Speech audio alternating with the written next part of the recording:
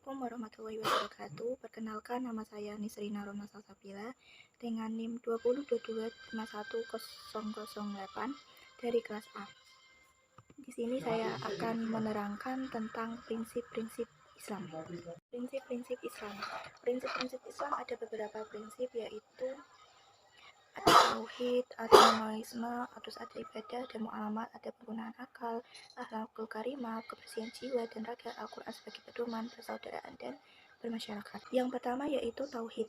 Secara bahasa, tauhid artinya mengesahkan atau menganggap sesuatu itu esa atau tunggal. Dalam Islam, tauhid berarti percaya pada keesaan Allah Subhanahu wa taala sebagai Tuhan yang telah menciptakan, memelihara dan menentukan segala yang ada di alam ini. Yang kedua yaitu ibadah. Ibadah merupakan salah satu tujuan penciptaan manusia. Untuk merealisasikan tujuan tersebut, diutuslah para rasul dan kitab-kitab diturunkan. Mereka yang benar-benar beriman kepada Allah tentu akan berlomba-lomba dalam beribadah. Yang ketiga yaitu mu'alamat. Kata mu'alamat yang kata tunggalnya mu'alamah yang berakar pada imalah. Secara arti kata mengandung saling berbuat atau berbuat secara timbal balik. Lebih sederhana lagi berarti hubungan antara orang dan orang. Yang selanjutnya yaitu penggunaan akal. Para teolog Islam mengartikan akal sebagai daya untuk memperoleh pengetahuan. Menurut Abu Zail, akal adalah daya untuk memperoleh pengetahuan yang membuat seseorang dapat membedakan antara dirinya dan benda lain. Akal juga mampu membuat abstraksi benda-benda yang ditangkap panca indera.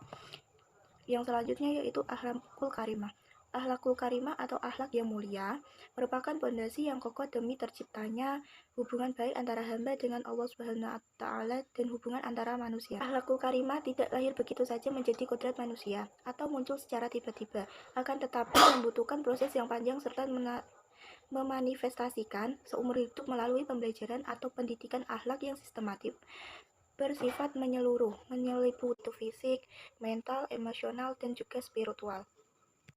Yang selanjutnya itu kebersihan jiwa dan raga. Kebersihan adalah awal dari segala hal positif.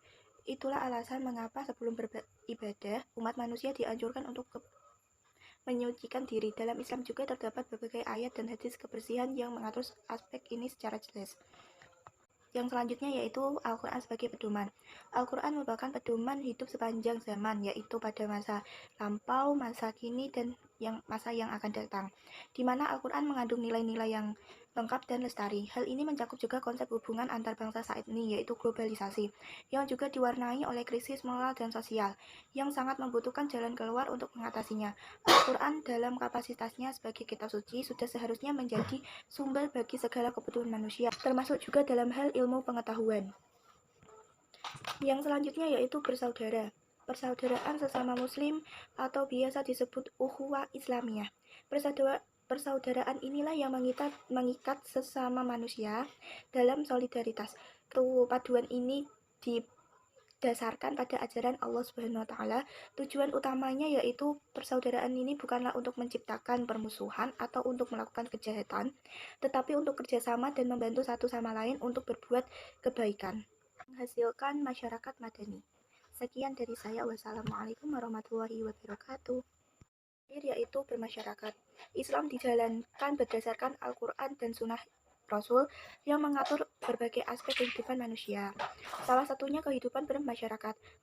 Masyarakat yang merupakan perkumpulan dari berbagai individu memiliki nilai manajemen, artinya tidak dapat secara spontan individu mengarah pada satu arah ataupun budaya di masyarakat. Namun, Al-Quran dan Sunnah telah mengatur hal tersebut, sehingga dengan sendirinya individu membentuk masyarakat yang beriman dan bertakwa kepada Allah Subhanahu wa taala.